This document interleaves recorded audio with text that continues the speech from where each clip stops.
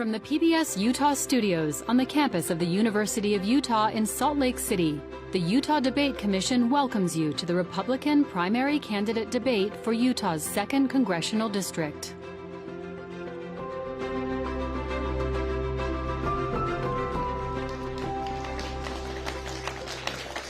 Welcome, I'm Glenn Mills, moderator for this exchange. And on behalf of the Utah Debate Commission, I want to thank you for joining us. Today we will hear from two candidates running for the Utah Republican Party's nomination in Utah's 2nd Congressional District.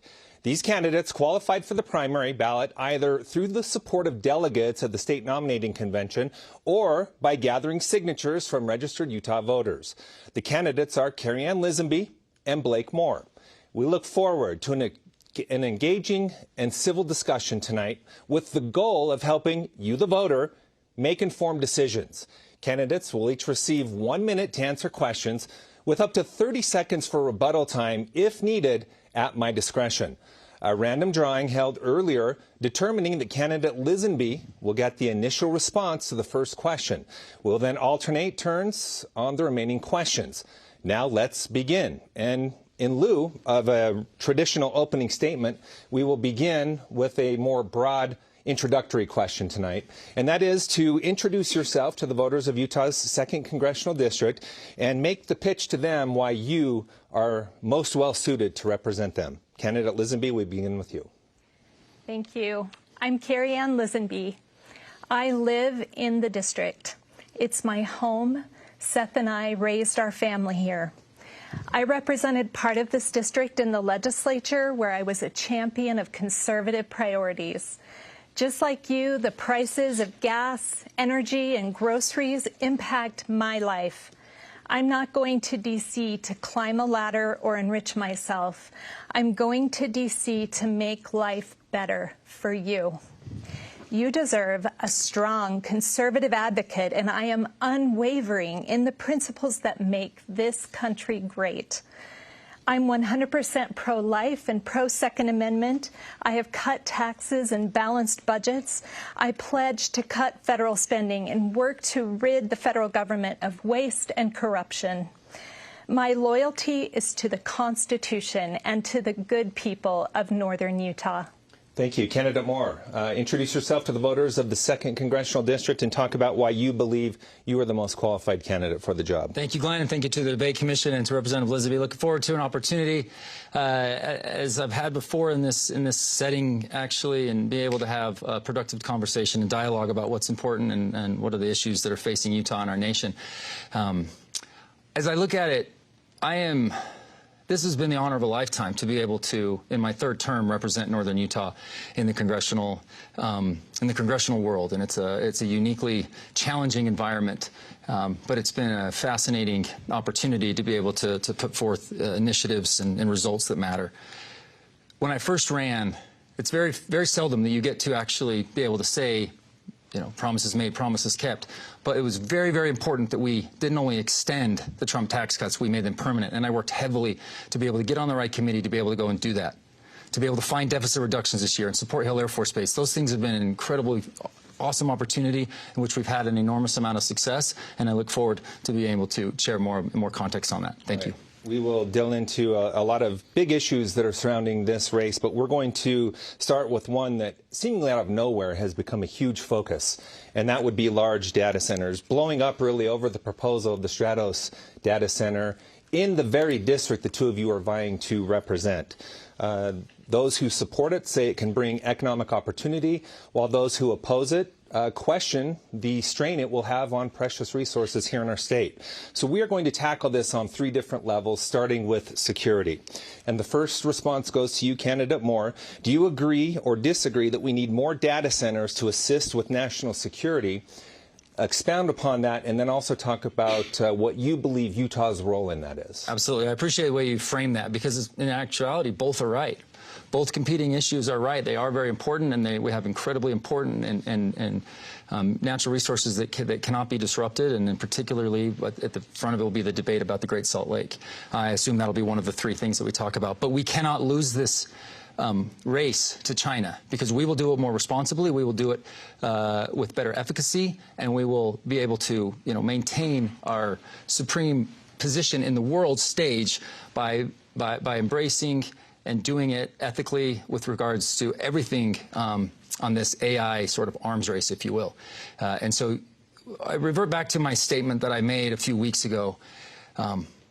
Box Elder County has been absolutely on the world stage on big events. We joined the Continental Railroad. We've put men and women into space from Box Elder County. And this is an opportunity that if we do this right, we can actually continue to be a world leader. Thank you. Candidate Lisenby, let's talk security. Do you believe that data centers play a key role in assisting national security, and what role should Utah play in that? Thank you. So Utah is playing a role. Utah has many data centers, and as the legislature has been grappling with this, we passed a bill this year, HB 507, to ensure that these large load data centers, that we are not giving out of control tax incentives to billionaires while we're taxing mechanics on Main Street. So we have to be mindful of those impacts on everyday voters in Utah. And I think based on the signaling from House and Senate leadership and from the governor over the last few days signaling a reduction in the size of the data center, we are seeing that there is listening happening. I was the first Republican elected official to say publicly that we needed more transparency around this, more public hearings, and better process. So I look forward to continuing to talk about this important issue.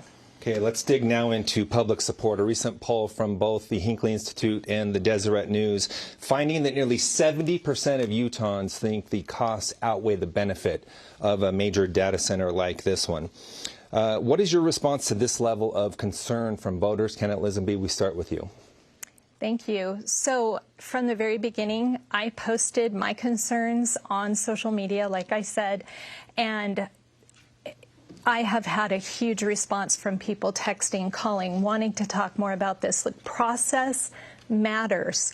And when the public is seeing a rushed process and there's many unanswered questions about the impacts on environment and water, and there's no impact studies, there's been no input from the public, that is when elected officials run into problems. And so I've been very proactive at voicing my concerns, and was proactive when it was signaled by our state auditor that our code was being abused in ways by these development tools that were being utilized out in the communities. And so that's why we worked really hard to push and then pass HB 507 in the House and Senate this year.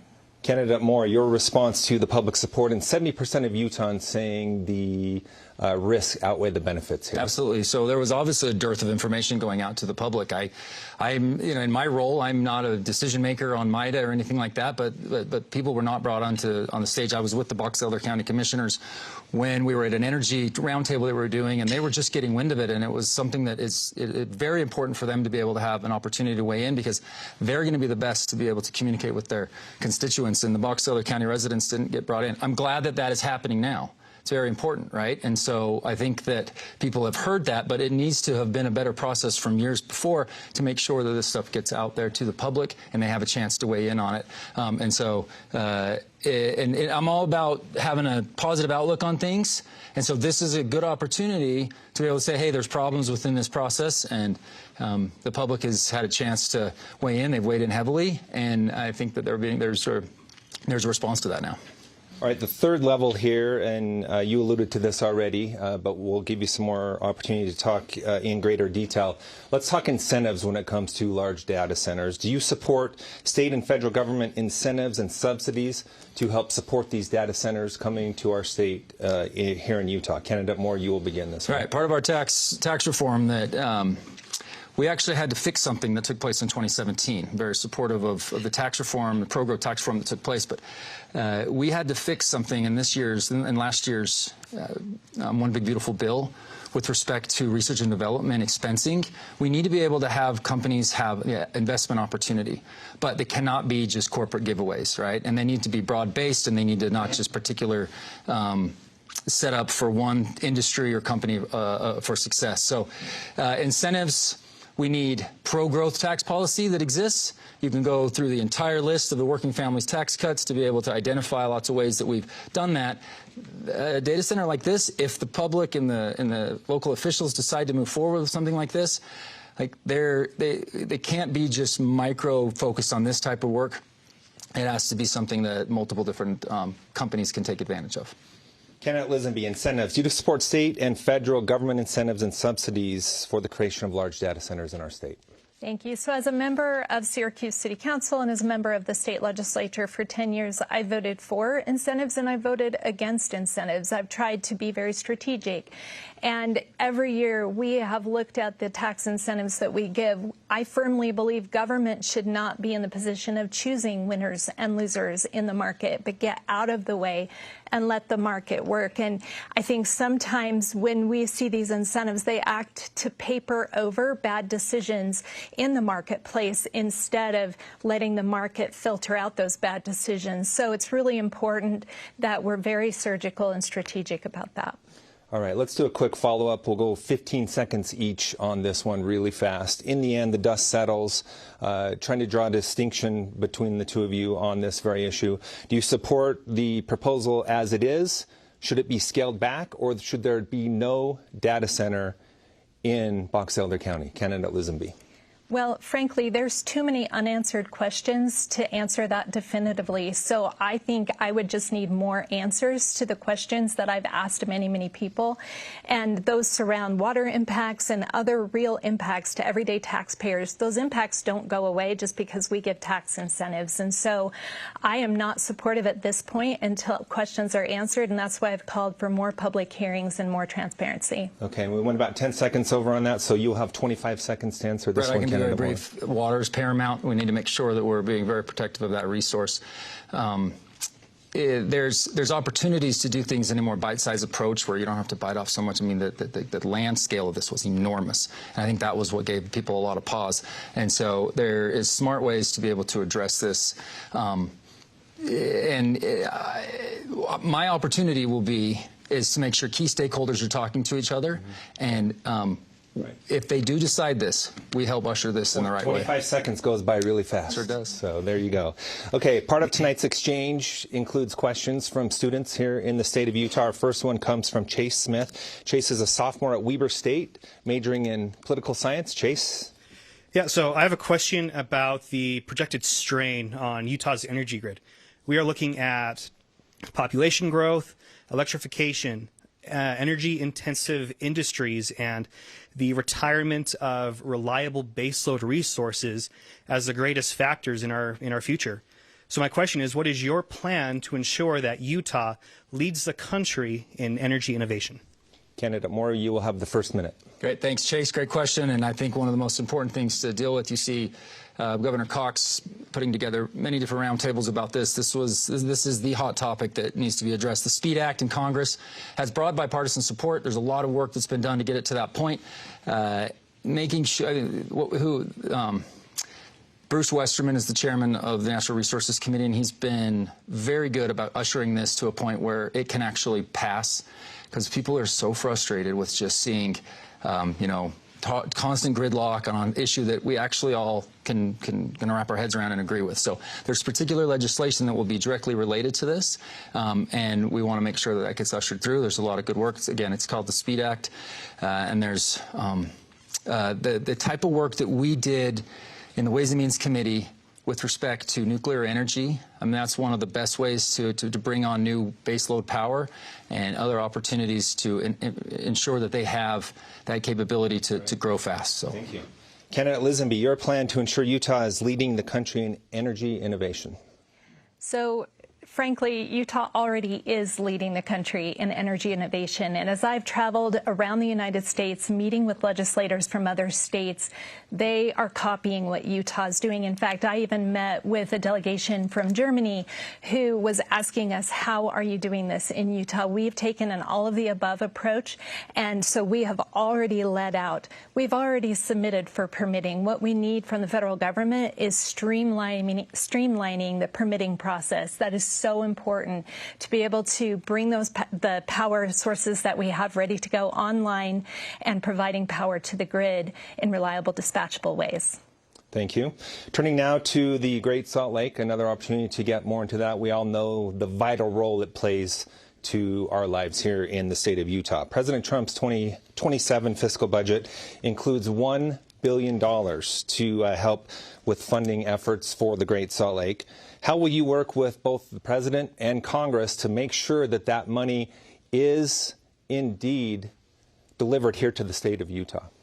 Candidate Moore. Thank you. This is an immediate issue right now that we're taking up. So, most importantly to your question, I just had a private meeting with the budget director, Russ Vogt, on this exact issue. He actually brought it up to me because I talked to him about it in a committee hearing, and he wanted to know a little bit more about how Utah was thinking about it, and in the sense, Celeste Malloy is on the subcommittee, so our teams are working together to make sure that subcommittee that will usher in some of the funding is. It's clearly articulated, it talks about how the impact will be, and it makes sure Utah has the opportunity to use it the best way possible. So we just had a summit about this last week, and I'll just reiterate what I talked about there. In my first term, I was in the minority as a freshman, and was able to still pass legislation regarding the Great Salt Lake. It's called the Saline Lakes Ecosystems Act. And what it does is it engaged the U.S. Geological Survey to be able to start monitoring and evaluating it. And you can see a throughput from getting the federal government in a way that they can actually get involved to now that there's an actual funding request. And so we've got a track record that we can see some success here. Okay, thank you. Candidate Lisenby, talk about how you would ensure that that funding request makes it to the state of Utah to be put to use. So water in Utah is a limited resource, and I have some questions around where does the $1 billion come from? Is that more deficit spending that is going to drive up prices for everyday Utahns for the things that they need? And look, I'm not saying I'm not grateful for any resources that can go to the Great Salt Lake, but also, you know, we have to talk about what program did we cut to get $100 billion or $1 billion dedicated to the Great Salt Lake. So as a state legislator, we have led out on the water issue. We dedicated money to the trust to be able to make sure that we are prioritizing shares when we can to the Great Salt Lake, but we're in a prolonged and intense drought cycle right now. And I was one out of only 4 Republicans to vote against a bill that removed oversight by the state water engineer to consider broad impacts of a water right application.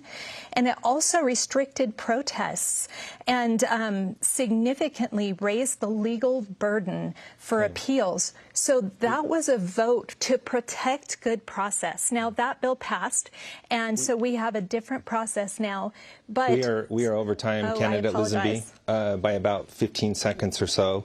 I'm going to move to the next question, though, and you may be able to get some more when it comes to the Great Salt Lake out of that, because we're sticking to that subject at this time. Former House Speaker Brad Wilson, he used to talk about the Great Salt Lake in the way that it was one of his constituents, because so much of it landed within the district that he represented. You could say the same thing about the 2nd District here in the state of Utah.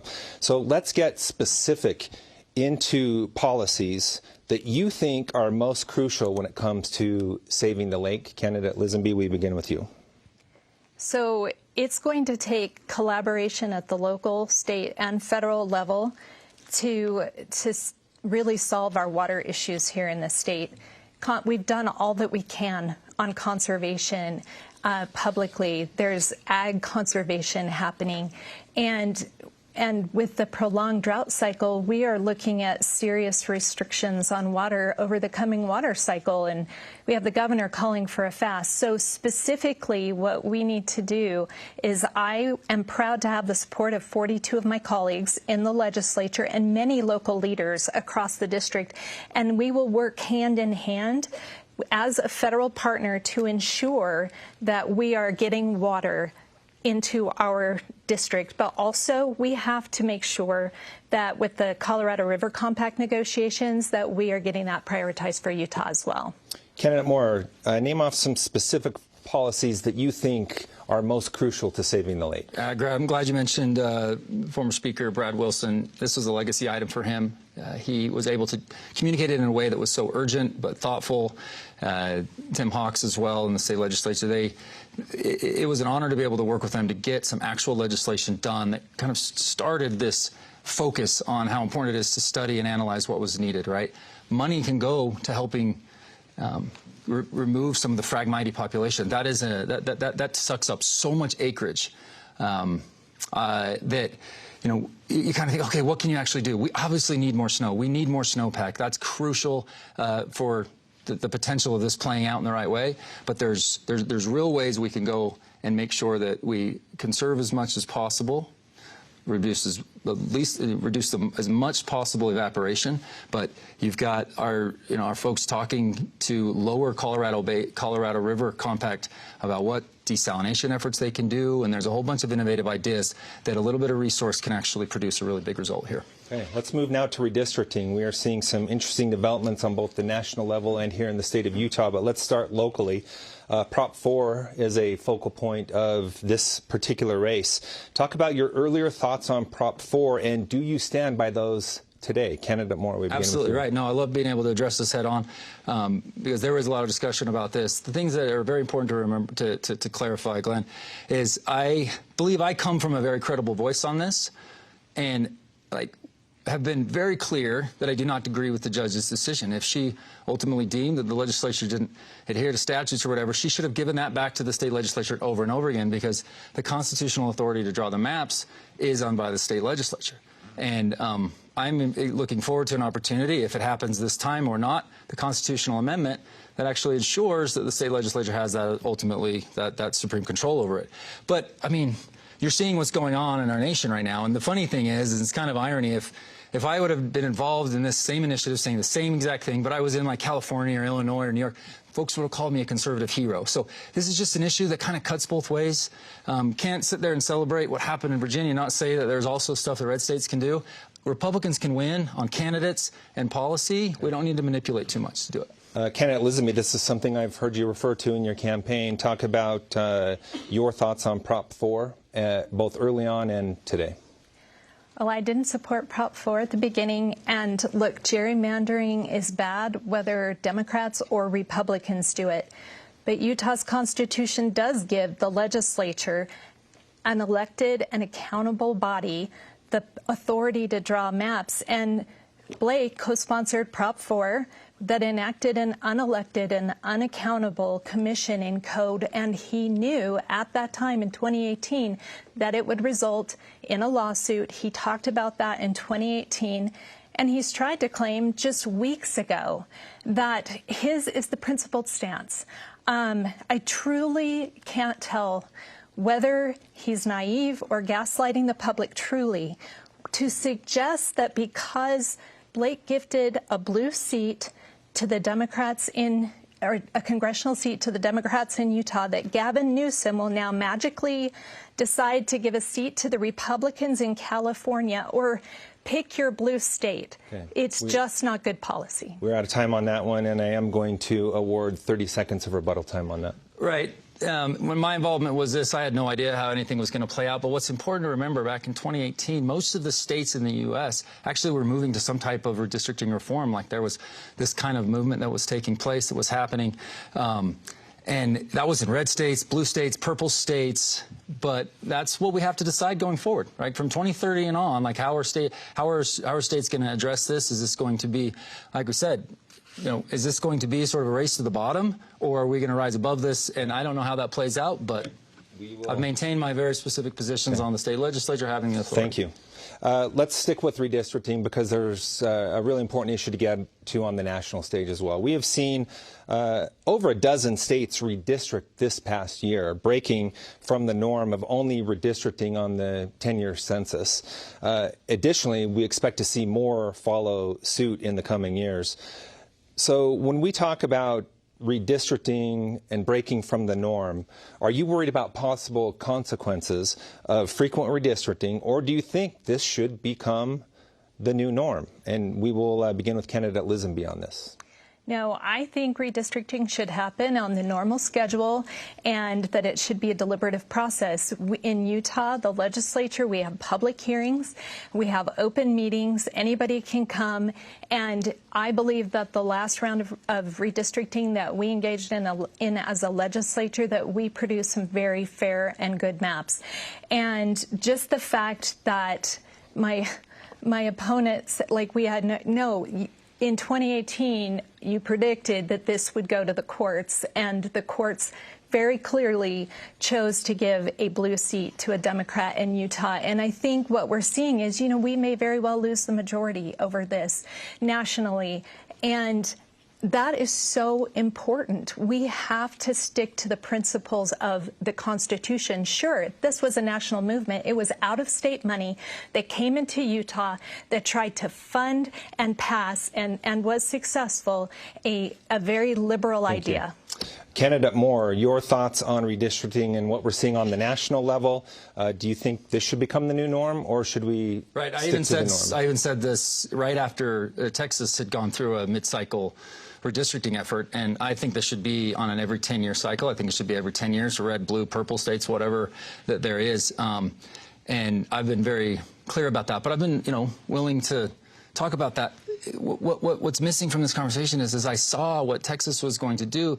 Yes, I knew then California and Virginia were going to try to do it, and that would greatly hurt our chances to be able to win the majority. If Virginia's scheme had been able to go through a few weeks ago, we would have lost 4 Republicans, right? And so we need to be able to do this on a 10-year basis, and I hope that norm can get reestablished back from 2030 on.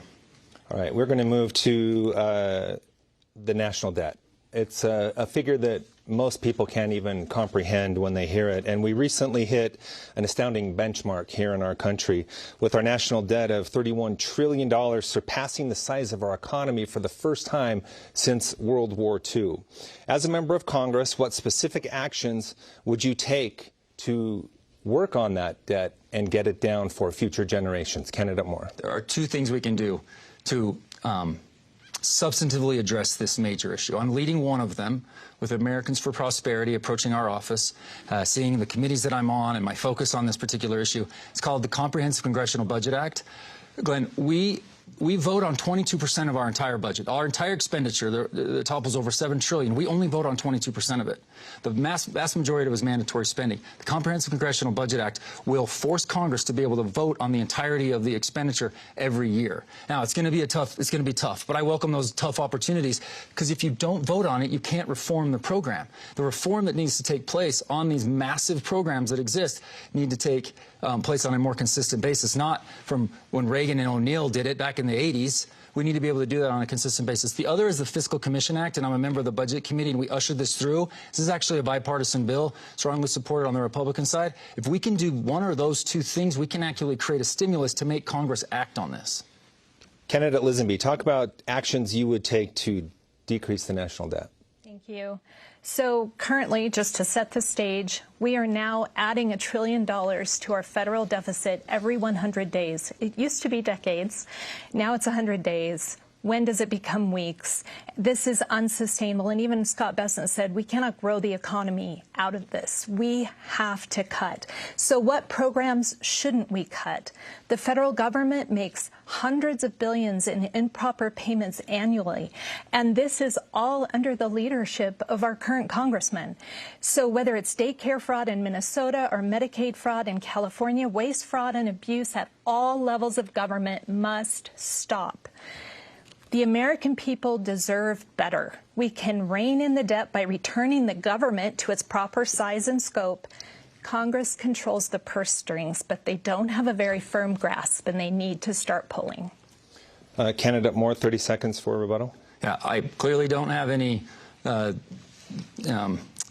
responsibility for what took place in Minneapolis, but here's what we just had done in my task force. I'm on the healthcare task force. We had Kim Brandt come in from CMS and be able to articulate to us what they're doing. There's over 1,500 hospice companies in Los Angeles County.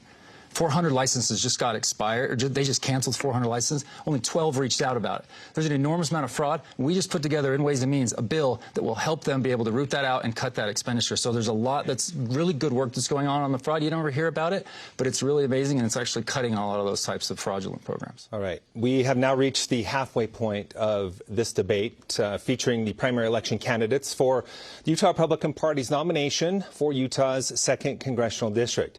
If you're just joining us, my name is Glenn Mills. I am the moderator for this presentation of the Utah Debate Commission.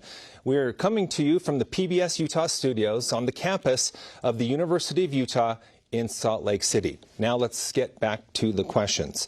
We're going to turn now to shutdown. It's something we have seen over the last decade, where we have seen the longest government shutdowns in our nation's history. This is not only impacting the thousands of federal employees who live within the boundaries of Utah's 2nd Congressional District, but also the restaurants and stores and other businesses that rely on them to spend money. Should the federal government do more to support local businesses impacted by government? And if so, what programs would you support? Candidate Lisenby, you go first. Okay. Well, thank you. No, I don't think the federal government belongs in our local economies. What I think the federal government should do is its job. It would depend on the circumstances whether I would vote for a shutdown or not, but all of the go-along to get-along compromising and backroom dealing have resulted in $39 trillion in debt in America, and it's unsustainable. It's time for leaders to stand up and say, no more. And I might add, if the government is shut down, members of Congress shouldn't receive a paycheck. Okay.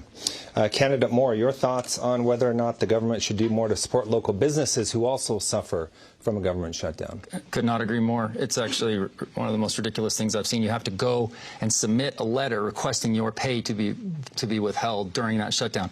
I did it, and I was like just amazed that the people that are most responsible for the shutdowns, things just go on as normal. So that has to end. It's not just thousands. We have the top 5% in northern Utah, top 5% of federal workforce. So this does dramatically impact us. Our constituent service team out of Ogden worked like crazy, particularly during the October and November shutdown. But that was all based off of Obamacare subsidies, and we had to stand our ground. We actually, as Republicans, stood together, led by Speaker Johnson and our leadership team, to be able to say, look, we're not going to do $0 premiums anymore. They've enacted an enormous amount of fraud that takes place within the healthcare system and a waste of taxpayer dollars that are just directly subsidized. We had to stand firm on that. It was horrible, though, and the Democrats was the most disingenuous thing I've seen in my time, to be able to shut the government down based on some principle that had nothing to do with the actual bill that we were negotiating. The appropriations bills, we get them into a good spot. We actually cut funding from year over year on those appropriations bills, and all of a sudden we're stuck in this debate with the Democrats. It was ridiculous. All right. You went over on that one, so Candidate Lisenby, I'm going to give you a little more. We're going to stay on this topic. I'm going to give you a little more time to answer the next question. When I was a political reporter here in the market during, at the time, what was the longest shutdown in U.S. history, one of the workers from the IRS in Ogden had a phone call with Senator Mike Lee. I was actually able to be in the room and listen to that and report on it. I would like each of you to take a minute and put yourself in the position as the Congress representative of this district, and what you would say to that IRS worker who is not receiving a paycheck and is struggling and making very difficult decisions on a daily basis. Candidate Moore, we'll start with you. Yeah, we had many of those conversations just last fall. And then Department of Homeland Security folks, I would go through the airport line and I would commiserate with them. There was food drives that we were helping, communicate out. This community is amazing, though, right? All that type of stuff that goes on. Hill Air Force Base was a big focus point. They show up every day and they don't get a paycheck. So we work in a way that helps them understand, why it's going on. It's so frustrating to them to see. And why is this even happening? It has nothing to do with their individual workload, but it's happening to them. So we communicate why that is and what we're doing to try to overcome it. We held town halls during this time frame and a lot of outward communication. My district director, Lisa, did a yeoman's just amazing work to be able to go with the IRS, talk to them about it, predict what this is going to play out, and help them do it. It helped that my team and I were not taking any pay during this time as well, and working to try to get this resolved. But the Democrat demands were so unreasonable in last fall. That's our time. You bet. Sorry about that. Candidate Lisenby, I'm going to give you an extra 10 to 15 seconds on this one.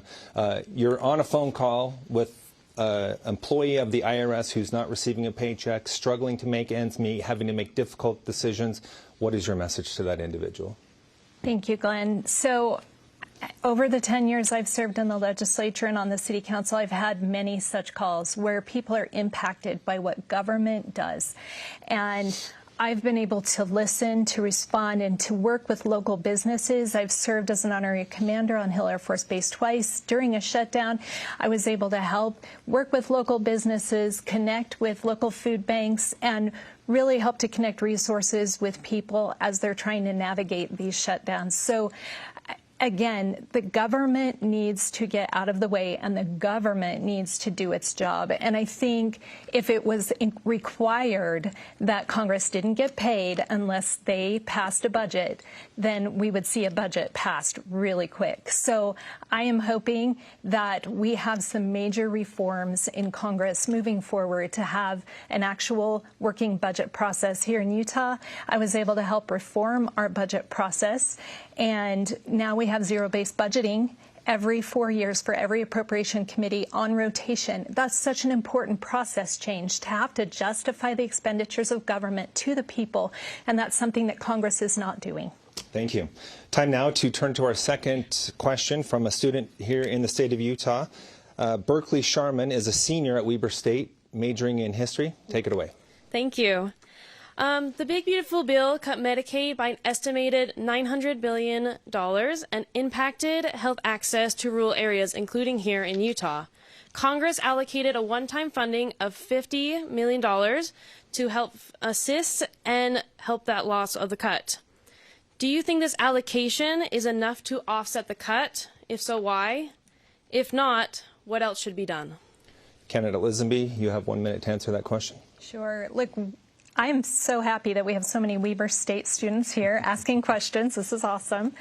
And I would say we need major entitlement reforms, because as the federal government keeps shifting the burden to the states, our portion that we are paying in Medicaid benefits is burgeoning. And as a state with a limited budgetary outlook, that is concerning. We have seen that portion of our budget grow substantially, and I know that other states are seeing similar impacts from federal action in that space. So either the federal government needs to decide that they're actually going to just block grant money to the states and let the states handle the program, or there's all of the above potential solutions to really get at. We have a safety net. The safety net is being delivered, and we know that government closest to the people actually delivers better than the government farther away. Candidate Moore. Absolutely. Berkeley, thanks for the question. I think it's, again, a very important one. And that's a big number about a potential cut to a program. The reality is, it's what we did to be able to enact that type of number to be recorded, right? The way the budget scoring goes in Congress with this Congressional Budget Office, it's a bit of a convoluted issue, but what we did, I stand firmly behind. We don't know how the ultimate impacts of it be on fiscal matters, but it was the largest, we enacted the largest mandatory spending cut in our nation's history last year, which is something that has to happen, because as I mentioned, that's the vast majority of where our debt is coming from. But now, this Medicaid piece, this is a very important program that we reenacted, and we haven't seen this for several decades, but it's called a work requirement. The work requirement is key. It's important to be able to run Medicaid responsibly the way that it is. We make exceptions for folks that have certain ailments. We make opportunities for people that have dependents. But folks that are on Medicaid and they're from working age, they need to be working, and we're going to work with them to make sure that they're doing this properly. And it's going to make Medicaid a better program. Okay, I'm going to give each of you another shot at that one. Candidate Lisenby, you had something come up there that you wanted to discuss? I just wanted a rebuttal. My opponent has had two. I wanted one. The stage I have is something yours. to say. Thank you. All right. So, look, As a person who's served at local and state government levels, I'm very aware of when Congress makes decisions that impact you, every one of your lives, but also state government and local government. And this is one of those cases. So we had requirements in place that then a changing administration said, well, you can't actually have those requirements for Medicaid. This is my point. Is Medicaid best administered at the federal level, or is this a state issue? So I think it's a state issue, and we need to have federal block grants or something like that where the states can really make the determinations. Okay. You got more than 30 seconds on that rebuttal, so we will we will take it from there. I can just be very brief. I completely agree, right? We saw the Biden administration just enact wide sweeping changes that made it one of the most irresponsible programs. And what we had to do, and it's tough politically, and we're going to have tough races in securing this majority, but we had to do the responsible thing with Medicaid, because I have seen Utah do a really good job at addressing this issue, but other states don't, and we had to, at the federal level, make sure. So we're in agreement on this, and it's going to make this a better program for the people that it's actually designed for. I really think it's fair to give candidate Lisenby the last word on this one. Anything else you want to add? I think I've said my piece. Thank you. Okay. Let's move on to the economy, and specifically Hill Air Force Base, which is an important part of the economy in this district. A two-part question here. What committee assignments would you pursue, and what's your plan to expand and revitalize Hill's mission? Candidate Moore, we start with you on this. Thank you. I've had a long track record at this. I'm thrilled to be able to share some results on Hill Air Force Base. It is one of the strongest economic engines for northern Utah. Workforce, Davis, Weber, Box Elder counties are it's the best workforce in the country. That's why Hill Air Force Base is a shining light within the Air Force. The two programs that we have, F-35 and the Sentinel program, are key. We have secured $28 million for the infrastructure. That was a couple years ago. It was a record investment. Now we've just got a $6.5 million investment into the F-35 canopy. I started out in my time on Armed Services Committee, and I am the co-chair of the Depot Caucus and the Air Force Caucus, as well as Ways and Means is an area where we actually address a lot of the issues that are surrounding Hill Air Force Base. Mayor Shepard came to me with an idea that his biggest concern is housing for Hill Air Force Base, and we're running an idea that a local mayor brought to us with regards to affordable housing. And so we've had a great track record, and it's in a great spot. Time is up. Candidate Lisenby, your thoughts on committee assignments you would pursue, and what's your plan to expand and revitalize Hill's mission? So Hill Air Force Base is 20% of Utah's economy when you include the surrounding aerospace industry, and is even more concentrated for northern Utah. It's a vastly important economic driver for northern Utah. And I've served with base leadership, with the boots on the ground, had a lot of interaction, and been able to interface with congressional leaders and with the base leaders to make sure that their priorities are being addressed. And right now there's still some outstanding priorities that they would like to see addressed. So, look, I've talked with many former congressmen in Utah who are very concerned that we do not have somebody on the Armed Services Committee, and that there was a commitment to be on Armed Services Committee prior to running or to winning 6 years ago by Congressman Blake Moore. And so I plan to try to get back on Armed Services Committee. That's where the nuts and bolts of the budget are made, and I appreciate that Ways and Means is a tax committee, but it really does nothing for Utah. Okay. So when you mention the candidate specifically by name, I have to, by the rules of the debate, give him a rebuttal. So Congressman Moore, you have 30 seconds to respond to that. It's very simple. I made a very strong commitment to support Hill Air Force Base in my time in Congress. And I've actually brought record funding in even after being off the committee. When I left, when I was from the Armed Services Committee to the Ways and Means Committee, I brought along all the local leaders that are most concerned about Hill Air Force Base, and they all thought it was a great idea. I'm a member of leadership, the first time in Utah's history. There's a sphere of influence that I can be able to go and make sure the base is protected. Orrin Hatch was able to do this too, and he you know the committees that he served on. The key part is. Real quick. Yep, I'm good. Okay. That's great. I'll be able to speak that. All right, candidate Lisenby, we're going to go to you, and we're going to move to housing. From Davis to Cache counties, The district has seen some dramatic population coupled with housing that is really becoming increasingly unaffordable for many Utahns, especially those trying to start off. What specific policies would you promote to address affordable housing? Thank you. So like many of you, I want my children and grandchildren to be able to live and work close to me, and I have two that live out of state with their families. So I feel it personally. It's no coincidence that the cost of housing these past 5 years surged at the same time that Utah experienced a huge surge in in-migration, and that demand was compounded by out-of-control federal spending, fueling increased prices with inflationary pressures. So as a city council member, as a state legislator, I've always supported local control. There's nothing in the Constitution of the United States that says the federal government should be involved in housing policy. And I believe the greatest way to solve the most of our problems is to get the federal government out of the way. Candidate Moore, your thoughts on specific policies that would promote to address affordable housing in our state? Absolutely. The vast majority, the impact on this is all done at local zoning laws, making sure infrastructure networks are overlaid. We can help support some infrastructure projects that are here locally. But something very unique just happened a few weeks ago in our last session. We were able to pass a bill with over 400 votes, which means it's incredibly bipartisan. The Senate was doing something parallel at their time.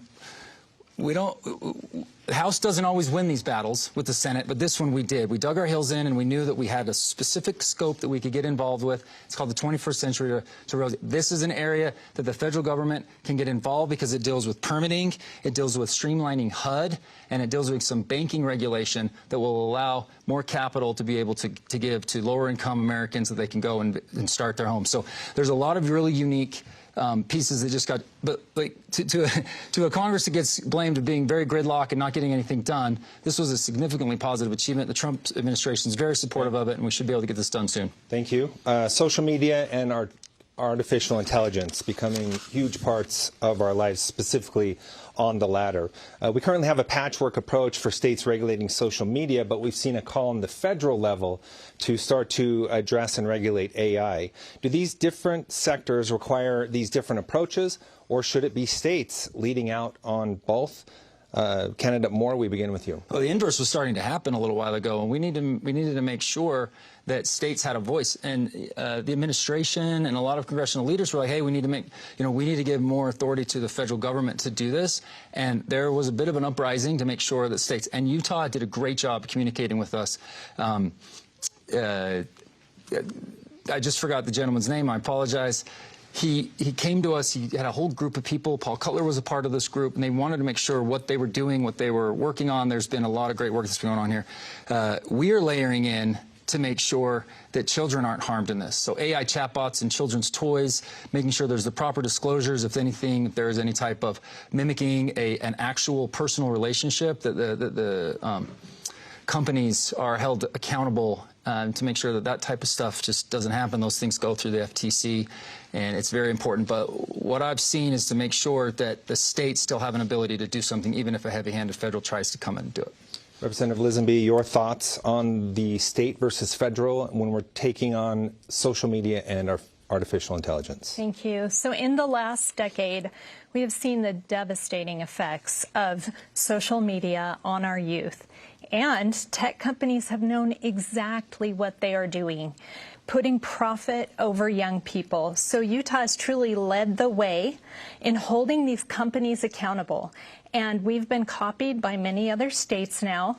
I voted personally to restrict harmful advertising to minors, regulate addictive algorithms, and restore parental rights. Other states are following suit, but the federal government has failed to act. COPPA hasn't been updated in 25 years, and protective bills have stalled in the House.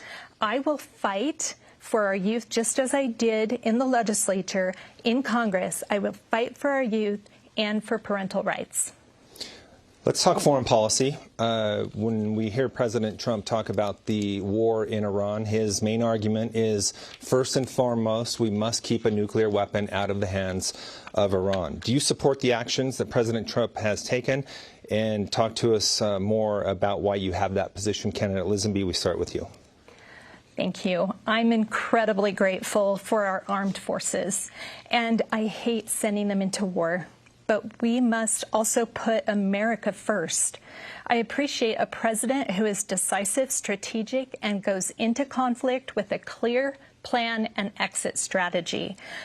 By destabilizing Iran's power, the U.S. has strengthened its position globally in the energy market and against China. I hope to see swift resolution to the conflict in Iran and relief for Americans at the pump. The U.S. must continue to lead on the world stage, but we also need to be more strategic and surgical in how we advance American interests abroad. Candidate Moore? Yeah, Operation Midnight Hammer was a huge success.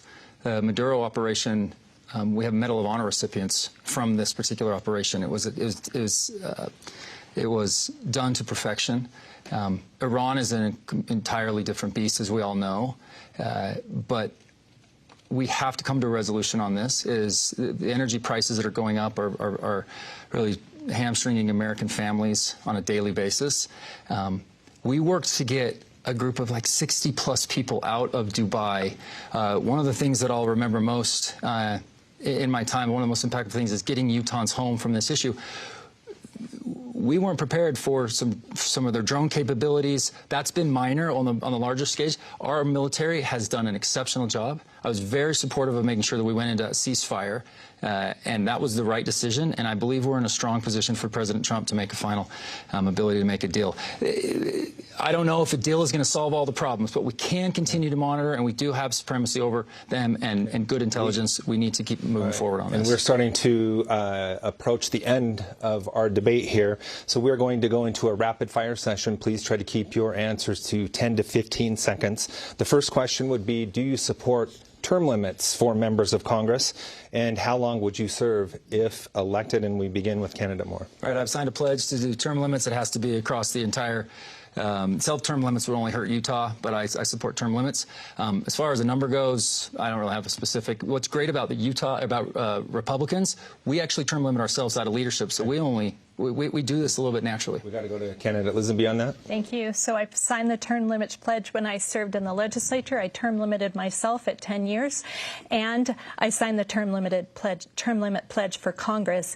And I think it's really important to point out that we have to also term limit bureaucracies. We can't just term limit elected officials. Okay. The next one, taking a look at the divisiveness and the unrest in our country right now, what is something that gives you hope in our country? Candidate Lisenby. So, yeah, the political climate is rough. And the number one issue on people's minds today, as I've been talking with them, is corruption. The American people are paying $5 a gallon for gas, while members of Congress are going to D.C. to get filthy rich. Congressional approval levels are in the tank, and the American people have lost trust with their institutions. But what has given me hope on the campaign trail has been, I forgot we only have 10 seconds. I apologize. All of the good people of northern Utah and their hope for a new leader in Congress. Candidate Moore. Yeah, very simple. The deficit, the notable deficit reduction we've been able to accomplish over year 24 to 25 gives us hope, it gives us momentum, and it's something that we can continue on with. I've met with the budget director about this in particular. The amount of interest that we have to pay on the debt from the last 25 years is a major problem, but that's what gives me hope. And then the ability to see actual fraud being removed from the current system. These agencies that are working within the Trump administration are doing a really good job, and you don't even actually hear about it. All right. Thank you to you both for those answers. We have now reached the end of the debate. Each candidate will now receive 1 minute to share a closing statement. A random drawing held earlier determining that Candidate Lisenby will go first. Candidate Lisenby. Glenn, thank you. Thank you to the U of U and to Glenn and to PBS for hosting, and thank you for watching. Northern Utahns have a clear choice this election. One of us represents status quo, go along to get along politics that have given us $39 trillion in debt.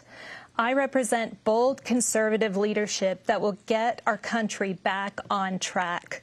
One of us votes to eliminate the debt ceiling and fund programs. I vote for balanced budgets.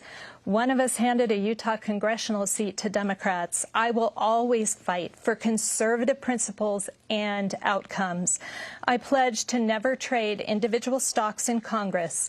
I pledge to root out corruption in D.C. Vote for me, and I promise to get to work for you each and every day. Candidate Moore, you have 1 minute. Thank you again, Glenn, and to the Debate Commission for hosting this. My challenger, this has been a very productive dialogue, and I always appreciate that. I wanted to use this last few seconds just to be able to talk about something I'm very proud of that I was able to lead, and it's called Trump Accounts. We put out a lot of communication about this. They just went live a few days ago. Could not be more grateful for my family, for my wife and my 4 boys, and it just means so much to me that they're going to be able to go and have something where they're constantly learning about how to save for their future. So this initiative, the Trump administration is putting a ton of weight behind this. There's philanthropic dollars that are coming in for this like we've never seen before. And I got to be the House lead on this. It's one of the things that I'm most proud of, to be able to show children are going to be able to fundamentally change how they think and understand, even if it's just a little bit when they're young, but they're going to be able to see this grow over time. We have really big concerns with our retirement systems and the potential failing of those systems in the coming decade. This is a way to be able to hedge. Go make sure to sign up your kids and your grandkids for Trump Accounts by July 4th. On that note, we are out of time. Thank you to the candidates for participating, and thank you to our audience for engaging with us online, on TV, and on radio. Remember, Election Day is Tuesday,